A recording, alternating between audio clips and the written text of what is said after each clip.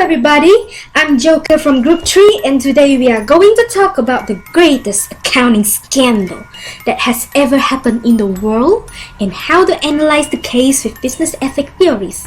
Without further ado, let's start with the first case. TGV was an air transportation service investment holding company that has reported rapid increase in revenue and profit over the years from 1998 to 2006. The outstanding performance of the company had attracted many investors, such as Post Malaysia Berhad, Employee Provident Fund, Goldman Sachs International, and even Trinity Coral Sendirian Berhad. That company was a subsidiary company of Robert Kwok, and they had become their shareholders.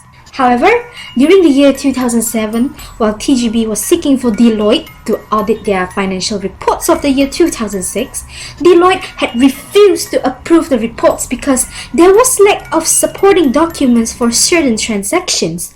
TGB then sought for Morse Rowland Risk Management to carry out the auditing, but only to expose that TGB's revenue had been materially overstated since the year 2004. The scandal has then been disclosed to the public. The theories focus on the consequences and outcome of a decision rather than on the intention as opposed to deontology theory. A decision or action will be considered as correct if it results in happiness to the greatest number of people. In TGB's case, through the overstated profit, the share price of TGB had risen by 428.3% since 2003, which can provide a capital gain for the shareholders and increase Malaysia's income with the increase of tax payment. Someone should make ethical judgments based on the maximum benefits they can get. The significant growth of profit, which is the result of the overstated profit, has influenced the analysts and market to have a bullish view on TGB. This had made the company appear with a better performance and increased the confidence of the market towards the company. Deontological theories emphasize on the morality of an action should be based on whether the action itself is right or wrong under a series of rules and regulations. Concepts of duty theory is one of the examples of deontological theories, where it insisted that moral actions requires the conformity of moral principle. According to Kant's ethic of duty theory, the behavior of the overstated profit is wrong, because misleading is interpreted as a wrong act that is accepted by the universe. In TGB's case, the auditor committee of the company did not carry out its duties and responsibilities despite getting warnings from the external auditors. The audit committee did not highlight the issue immediately to the board of directors, but instead they sought approval to publish the unaudited annual account. Although the audit committee knew that making a misleading statement to Bursa Malaysia would breach the listing requirements of the exchange, they still insisted on releasing the unaudited account for the fourth quarter financial year of 2006. This was against the duty of an audit committee in the company and is strictly prohibited by deontological theory. Therefore, it is clear that TGB had used more teleological evaluation instead of deontological evaluation in this case. TGB had chosen the behavior that satisfies their client's interest instead of adhering to the rules and regulations in this issue. This explains why, although it is an unlawful behavior, TGB still made up their mind to do it. I would like to recommend TGB to set a mandatory punishment for any infringement of rules by the company. With the rule and punishment, employees will tend to adapt deontology evaluation if they are frequently exposed to the rules and punishments. Besides, I would also like to recommend leaders such as the board of directors to be a role model for the employee and carry out their duty in line with the standard set of procedures. This is because employees will learn from their leaders through observation. The second case is about Enron, a company that transformed from a normal utility company to a trader company and to the biggest scam of history.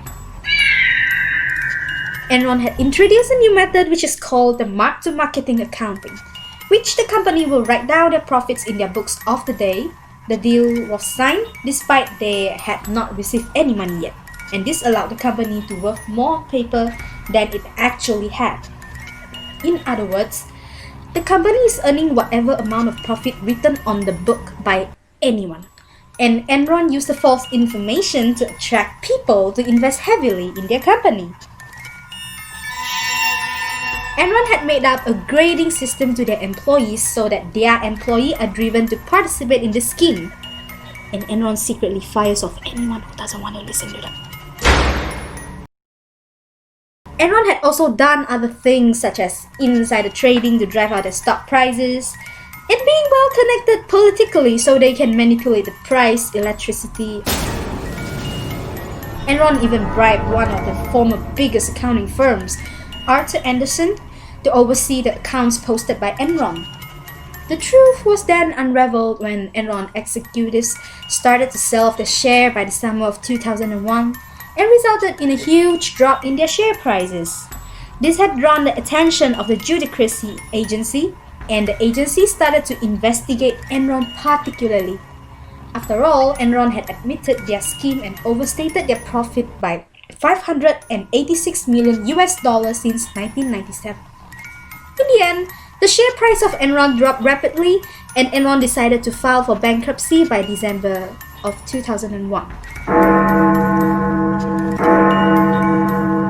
Rex theory is a branch of deontological theory, which means it focuses on the intention behind an act or decision rather than on the final outcome or resulting consequences. In terms of right theory, an action or decision could be ethically correct if it respects the rights of people. Any individual or business purposes should not cause other people to any form of mistreatment. To apply the theory to Enron's case, the managers and top executives of Enron had overlooked the rights of their stakeholders in order to achieve personal monetary success. Enron had failed to disclose the losses of the company has made to its stakeholders and instead falsely inflated the revenue generated by the company.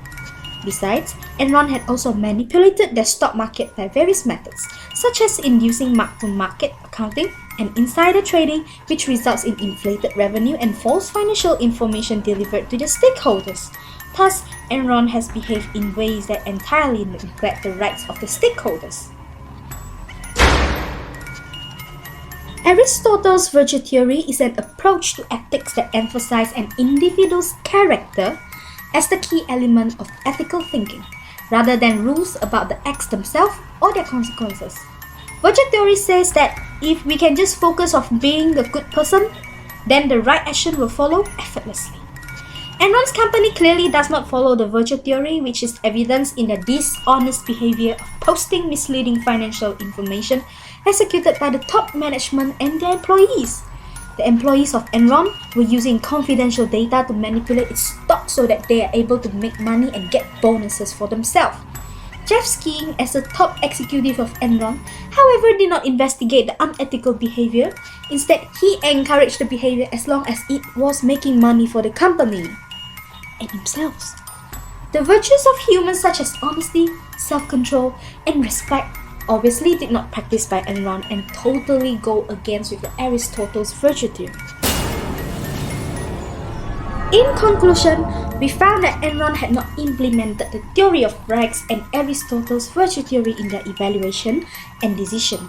Therefore, they have gone down to a wrong path. To improve the situation, I would like to recommend leaders of company to create and establish an ethical cultural framework. Ethical culture in the company acts as an unspoken rule among the members of the organization, promoting ethical practices for everyone to be ready to do the right thing for the company. But first, leaders should be leading ethically because they are the role models to their employees. Besides, the companies can set up a formal ethic program as a structure to set the right tone to structuralize ethics and promote ethical culture. This can help the company to control the behaviors of the employees so that the company will always stay on the right path. So that's all from me, and remember to always be ethical when making a decision. Always be a good person or else. Until next time, bye.